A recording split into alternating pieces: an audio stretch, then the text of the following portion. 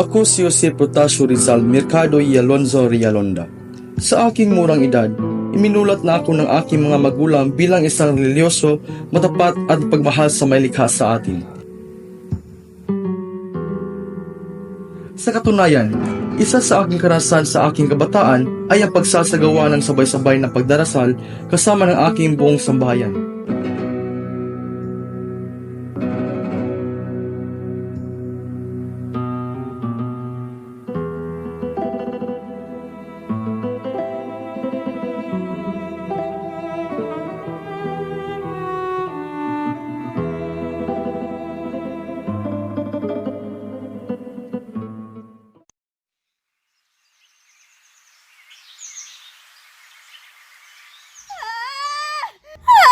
Hindi ko na kakayanin!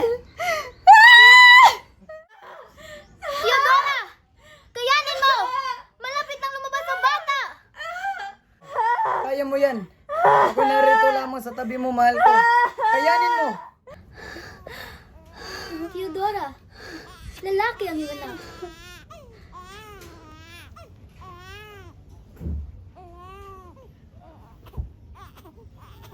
Ito ng ating anak, mahal ko.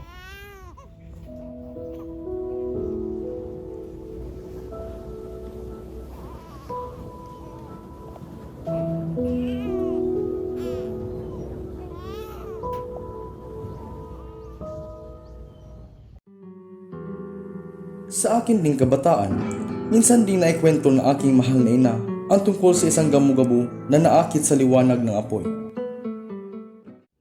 Pepe, narinig mo na ba yung pabulat tungkol sa isang gamo-gamo na naakit sa liwanag ng apoy sa lampara?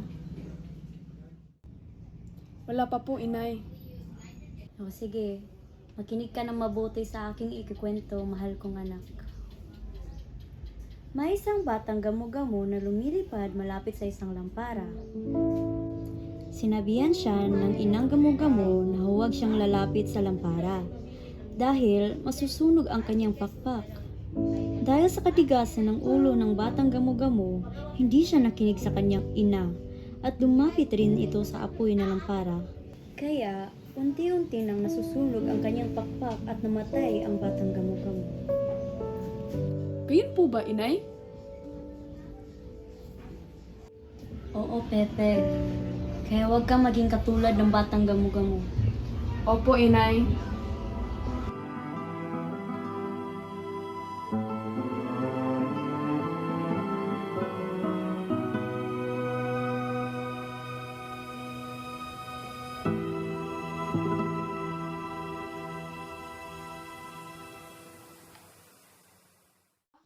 Ba-ka-da. E-ga-ha-i-la. Ang galing mo talaga, anak. Sadyang napakatalino mo talaga. Walang duda yan, anak. A-ba-ka-da-i-ga-ha-i-la.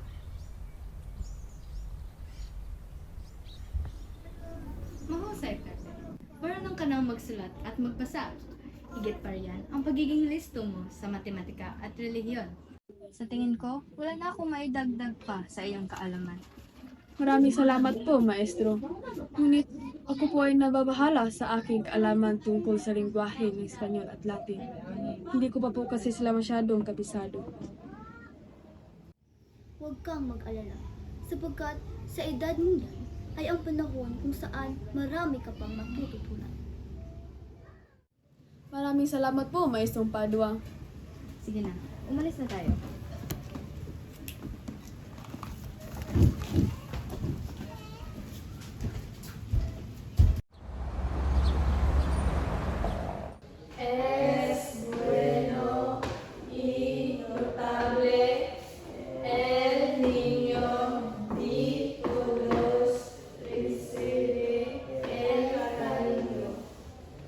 Es bueno y notable el niño de todos recibe el cariño. Un niño que es obediente es bueno y bien educado. Pepe, marunong ka bang magsalita ng Espanyol? Kaunti lang po. Sa salitang Latin. Kaunti lang din po. Ikaw, Pepe. Maliit ka naman na bata. Maliit din ang loob ng iyong utak. Akin ang iyong kamay. Bakit po? Akin na. Para maalala mo na ang dapat mo nang alam. Aray!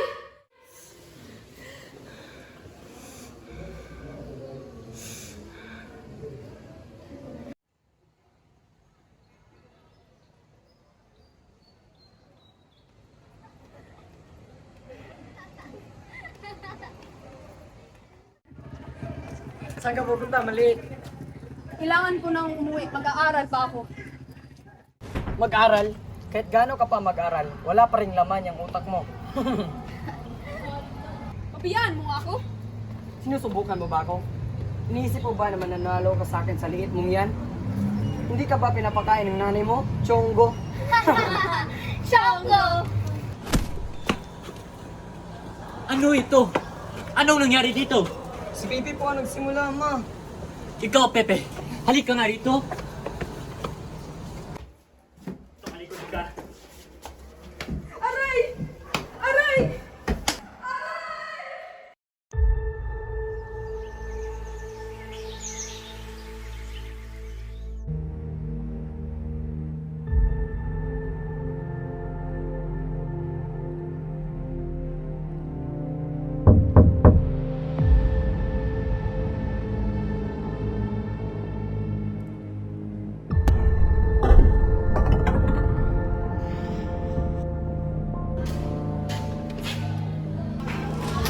Ang ibig sabihin nito, bitawan mo ko! Bitawan mo ko! Anong ibig sabihin nito? Bitawan mo ko!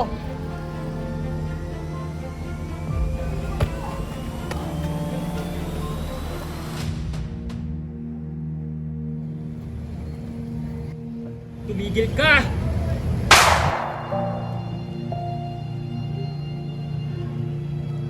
Ngayon masasaksihan niyo ang pagbigay sa paring martir. Mga taksil sa simbahan. Mga erehe.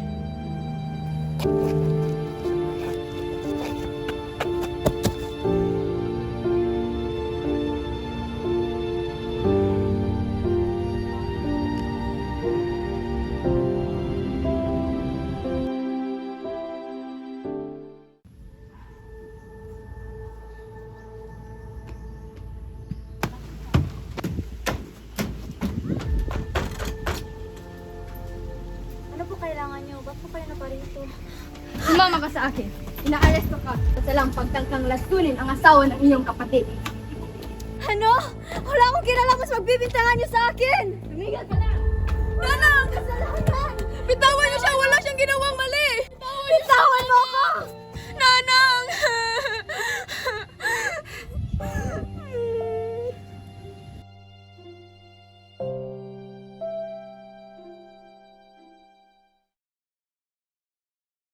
Ikasampu ng Hunyo taong 1872. Sinamahan ako ng aking kuya Pasiano patungo sa Maynila. Doon nagbabasakali kaming ako'y makakapasok sa Universidad ng Ateneo.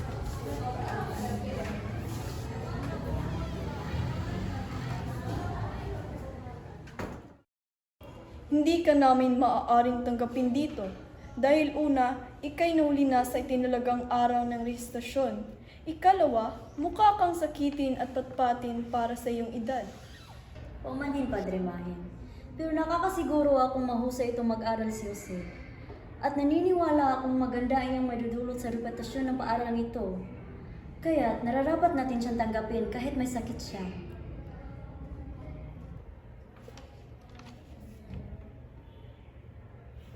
Sige, papayagan na kita mag-aral dito.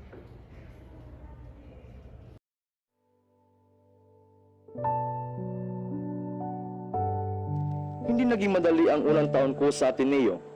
Lubos kong pinaghirapang makamit ang matataas na marka. Upang matuwa sa akin na aking nanang na sa mga panahong iyon ay kasalukuyang nasa piitan pa.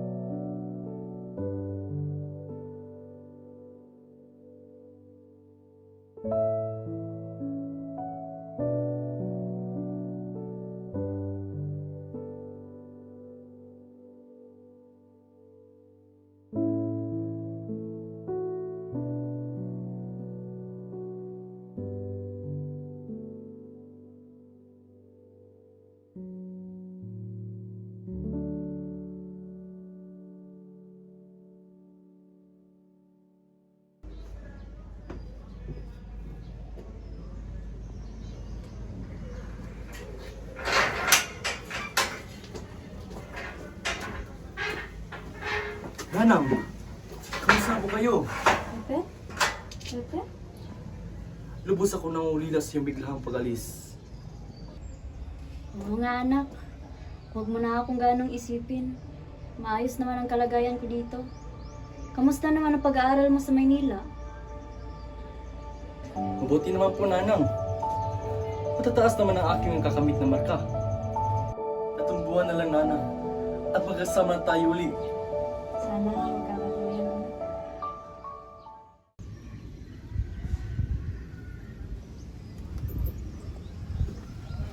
Pepe! Ano ba yung iniisip mo? Masyado ka na maraming nalalaman at baka mapugutan pa yung ulo mo. Sisko! Pigilan mo nga yung anak mo sa pinaplano niya?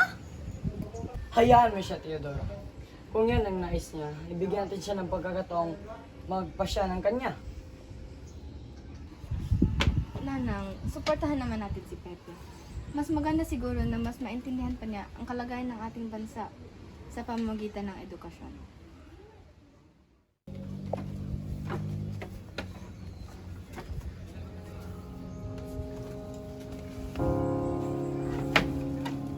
Ingat ka.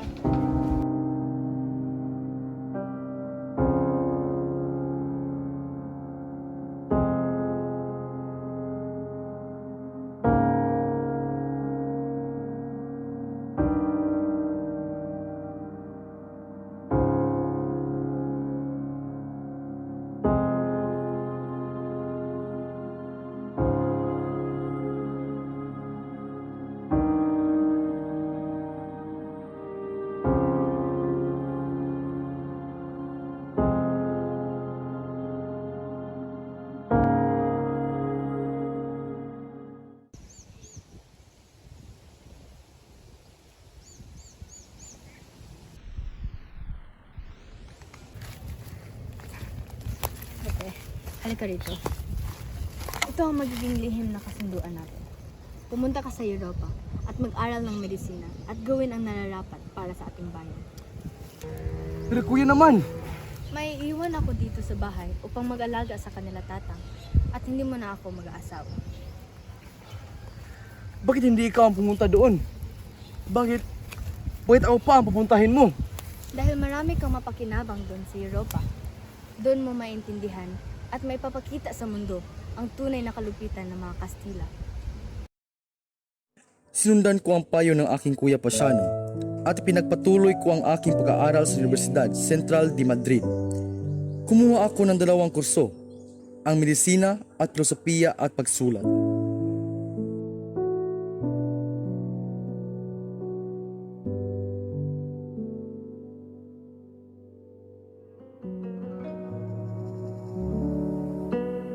Ilang araw nakalipas na ako ay makarating dito sa Madrid. Isang organisasyong naglalayong maipahayag na malaya ang mga paghihirap na diranas ng mga Pilipino sa ilalim ng pamumuno ng mga Espanyol.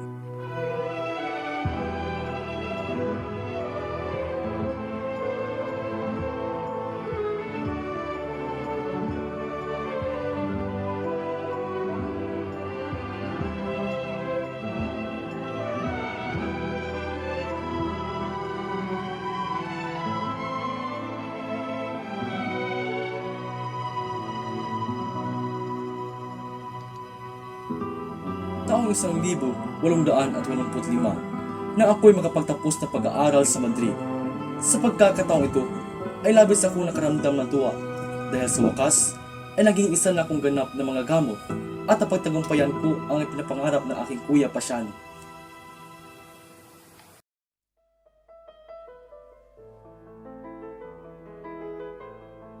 Nakalipas ang ilang buwan na ako'y makatapos na pag-aaral.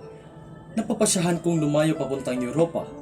Pupunta ako sa bansang Berlin, Germany, kung saan ako ay nagtira doon ng 5 buwan. Pagkaraan ng ilang taon, ay natapos ko ang pagsusulat sa aking unang nobela na No Limitangere.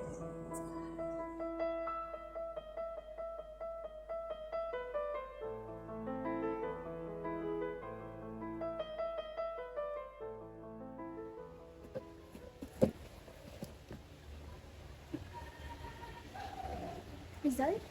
Ikaw ba yan? Anong nangyari sa'yo? Wala pa dumating na pera mula kay Kuya Pasiano ng mga nakaraang buwan. Isang beses na ako kumakain sa buong araw na ito.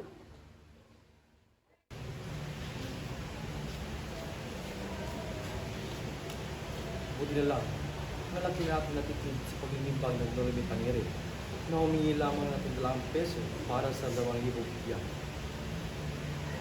Hay, sobra mong tipid, Rizal. Kaya ko namang bayaran ang gastos kahit sa iba pa tayo nagpalimbag. Mas mabuti na makatipid.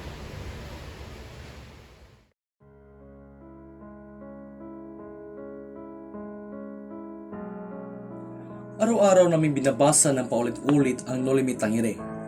Pagkatapos itong mailimbag upang kung may mali ay aming maitama. Noong ika-21 ng Marso, taong 1887, ay lumabas na sa palimbagan ang aking akdang Nolimi Tangere.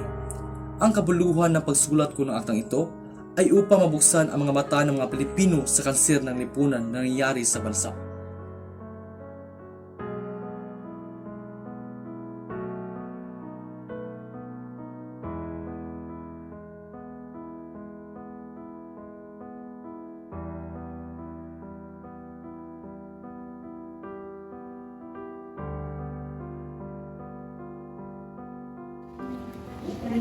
Yola, ang manuskriptong ito ay bibigyan ko sa iyo. Maraming salamat sa iyo. Walang araw ay mapapalitan ko rin ang kabaitan na indudulot mo sa akin. Salamat, Rizal.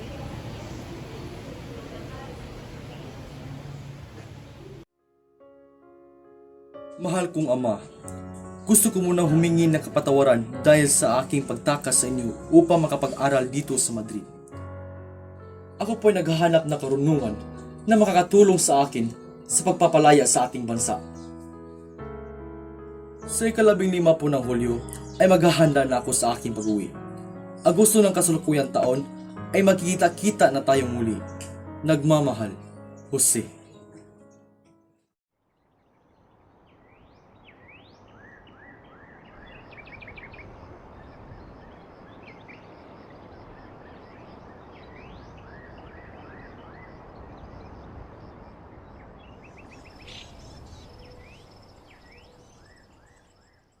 Buenos dias, Rizal. Alam mo na siguro ang balita tungkol sa iyo. Delikado ang buhay mo ngayon kung kaya't nais kong lisanin mo ang Pilipinas sa lalong madaling panahon. Ayoko makikita kang mamamatay sa kamay ng mga praile. Ngunit wala akong nakikitang masama sa mga nailimbag ko.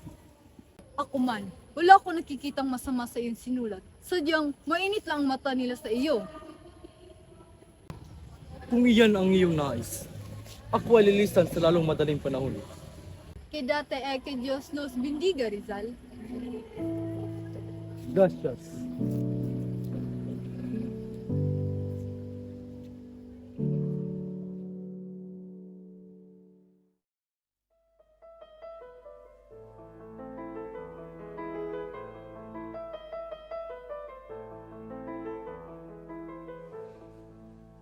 Ako'y nagtungong Ghent, Belgium, isang kilalang syudad o universidad sa Belhika.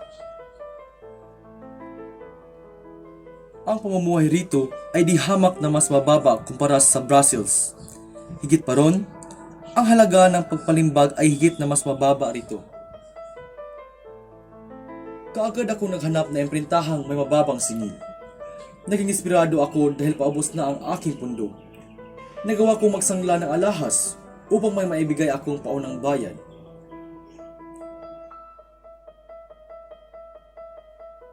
Ika-18 ng Setyembre, taong 1871 na matapos ang publikasyon ng aking akda.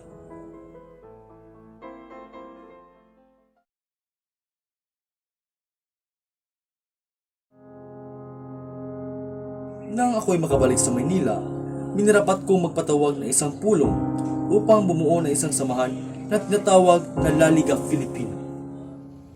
Una sa lahat, ako ay lubos na papasalamat dahil sa ipagdalo sa pulong na ito. Ngunit ano nga ba ang nais at ikay nagpatawag na pagpulong? Nais ko magpatayo ng isang samahang Pilipino upang tumalagisa sa pamalaan ng mga Kastila. Ngunit, gaano ka nakatitiyak, Rizal, na tayo magtatagumpay? Marahil, alam naman nating lahat na sila ay labis na makapangyarihan. Kaya nga tayo ay narito upang papanuhan ang ating sinasagawang hakbang. Pero una, kailangan natin manghalal na mamumuno sa ating samahan.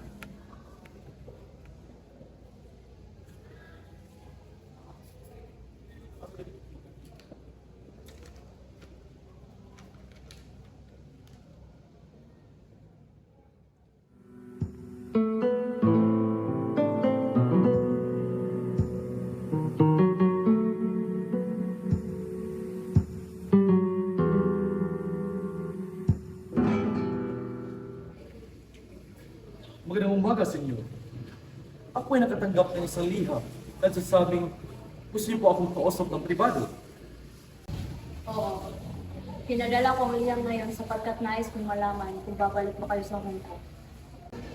Bakit po natanong? Nahanap naman ito sa mga unan ng inyong kapatid na si Luciana. Ito ay isang pobreng friars. Isang satira laban sa mga kuyamong Dominikano. Ano? Wala akong alam dyan. Nang namating kami sa Maynila, ay masusunod tinignan naman kapagsuri ang aming mga bagay. Hindi yan sa amin! Huwag ka nang tumanggi. Ano? Ano ibig sabihin ito? Wala akong ginawang mali! Manahimik ka! Sasamahin ka ng pamangkin kong si Ramon papuntang Fort Santiago. Dalhin mo na siya.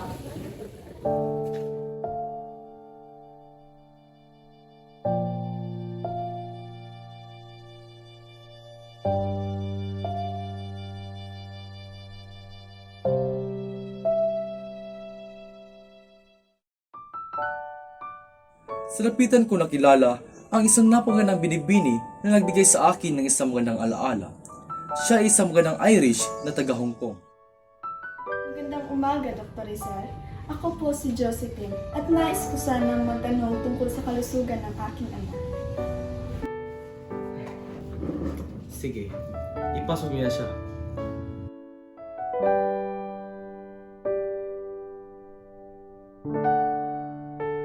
Kami ay nagnais magpakasal, ngunit hindi kami pinayagan ni Padre Uba dahil kinakailangan pang kunin ang pahintulot ng bishop sa Cebu.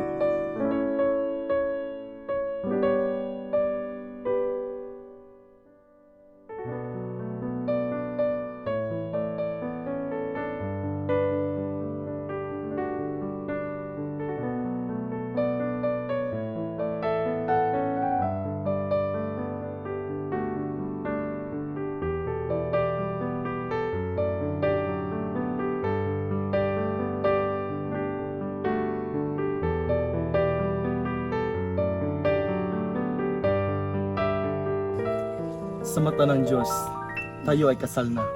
Jose, tinatanggap kita ng buong buo at nanaisin kong makapiling ka habang buhay.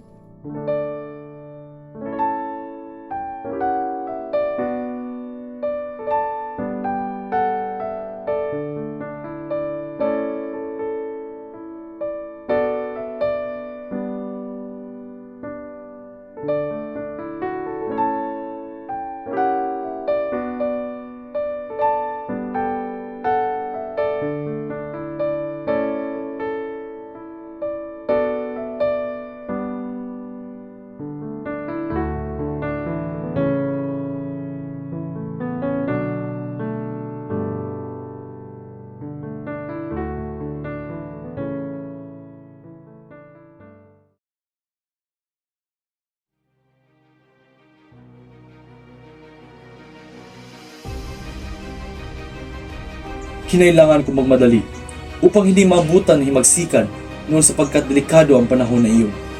Ngunit ako'y huli na. Ang aking pangalan ay nadawit sa pag-aalsa ng katipunan. Isang liham ang nagdala sa aking kapahamakan. Isang akusasyon na maghatid sa aking pagkabilanggo.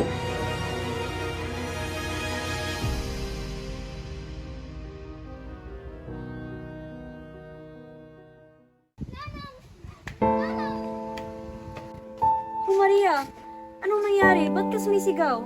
Si Jose! Anong nangyari sa aking kawawang anak? Sabihin mo! Bali-balita ay siya'y dinakip sa kanyang barkong sinakyan. Diyos ko po, yung anak ko!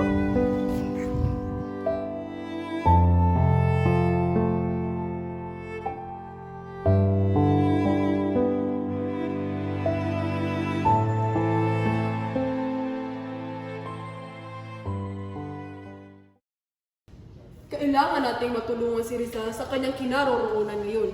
Kaya naman, kailangan nating gumawa ng paraan. Sa papaanong paraan naman, Ginoo? Maghahain tayo sa punong Mahistradong Habeas Corpus upang marinig nila ang ating saloobin. Mayroon ba akong maitutulong? Kung iyong nais, ay ikaw na lamang ang maghatid sa kanal nito. Masusunod.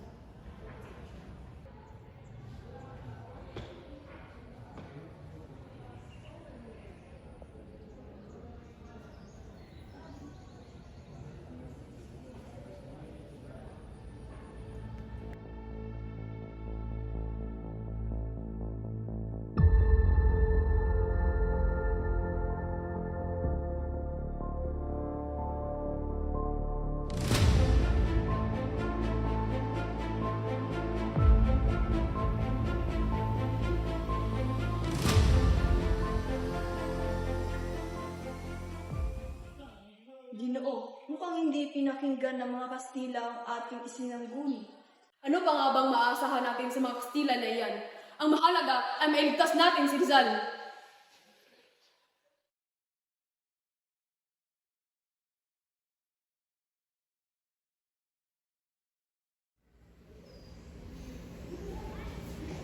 Gobernador General.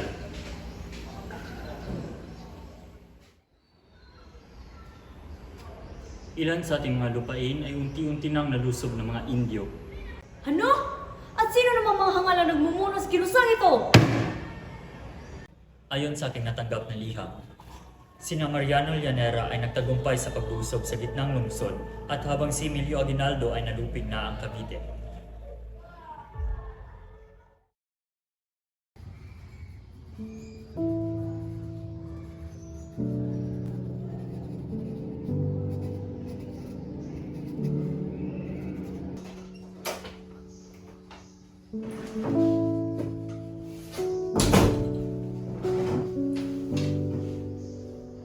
Ayon sa aking pagsisiyasa, may dalawang katibayan laban sa iyo.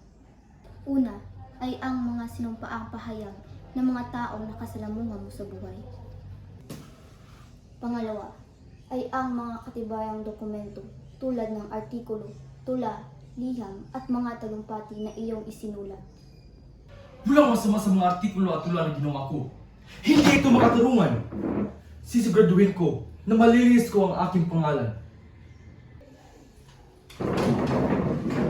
Ito lamang ang aking maimumukahi.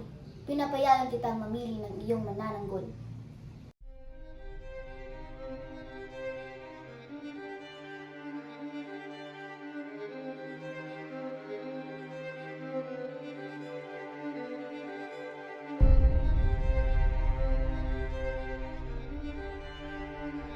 Andito tayo ngayon upang litisin si Jose Rizal sa kanyang kasong pag-aalsa, sedisyon at pagtataga ng mga iligal na mga samahan.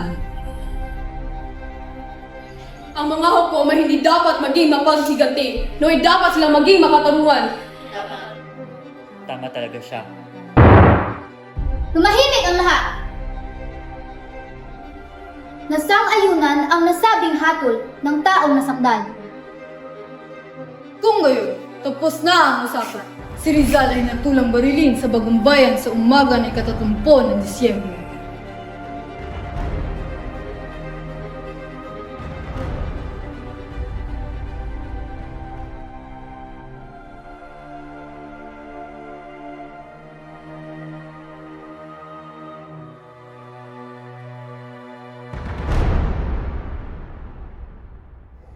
Hindi makatarungan ang nangyari.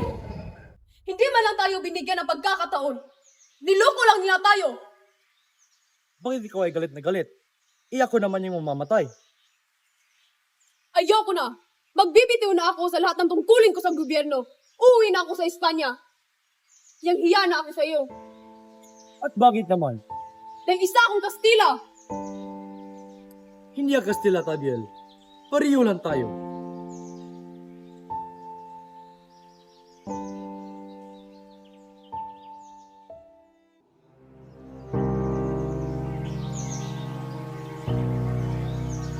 Kailangan natin gumawa ng paraan upang mailigtas si Rizal.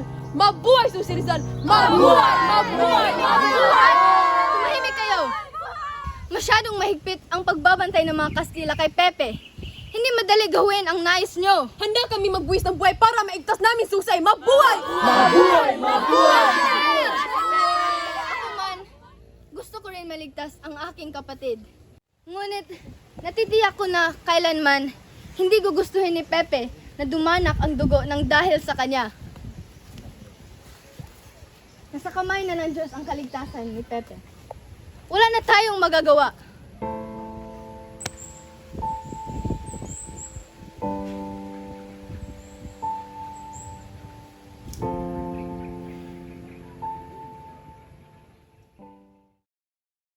Mahal kong kapatid, may 4 na taon na at kalahati nang hindi tayo nagkikita o nakapag-uusap man lamang.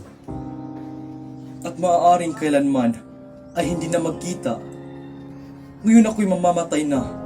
Dinaramdam ko na maiiwan ka mag-isa upang pumasan ng lahat ng bigat ng ating mga kaanak at ng ating matatandang magulang. Nagugunit ako ang kalakihan na iyong hirap upang mabigyan ako ng isang karera. Hindi ko inaksaya ang panahon ko. Nanang! Nanang! Ano Está po? bien.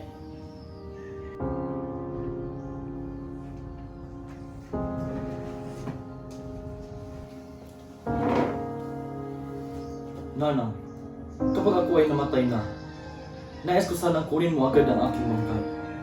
Baka saan na lamang nila ako itatapon. Nais ko pong ibaon niyo ito sa lupa. Lagyan ng isang bato, ilagay niyo ang aking pangalan, araw ng aking kapanganakan, at araw ng aking kamatayan. Nais ko pong lagyan niyo rin ito ng isang krus.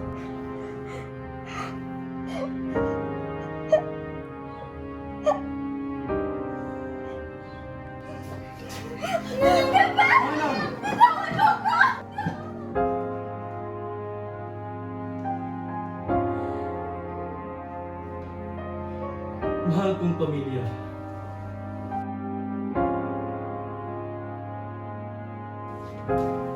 Itong isang munting pahaan ay bibigyan ko sa inyo bilang isang alaala.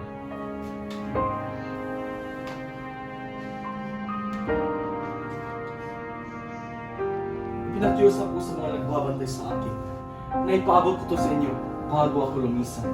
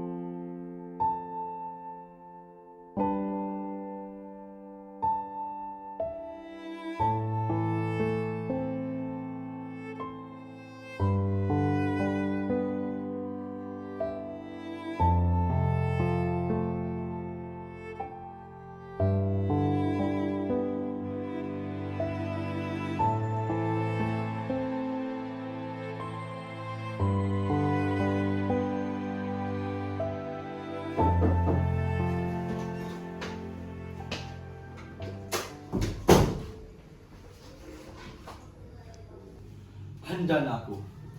Ikaw, huwag kang matakot. Andito na ako. Tanggapin mo ito para hindi mo ako makalimutan. Ibigay mo na lang iyan sa pamilya mo. Sobra-sobra na ang alaala ko sa iyo.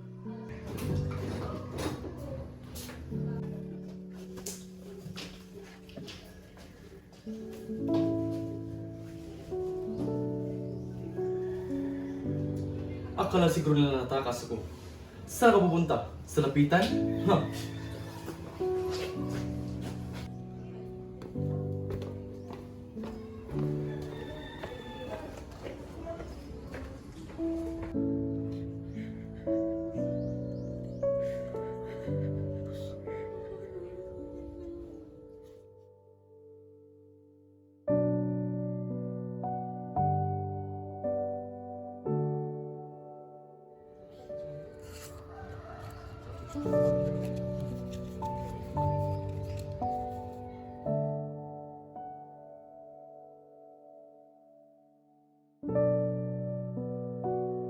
Adiós, patria adorada, región del sol querida.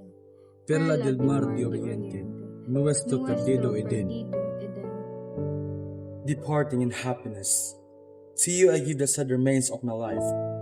And had it been a life more brilliant, more fine, more fulfilled, even so I would have given it willingly. Others are giving you their lives on fields of battle, fighting joyfully without thought for the consequence. How it takes place is not important. Cypress, laurel, or lily, scaffold or battlefield, in combat or in cruel martyrdom. Un último favor. It is the same as demanded by conquering home. Imposible. I am to die when I see the heavens go vivid, color in the sky at last, announcing day. If color be needed to embellish your dawn, shed my blood. At that perfect moment, let it flow, and be enhanced in the reflection of your dawning light. Ultimatum es, Lego!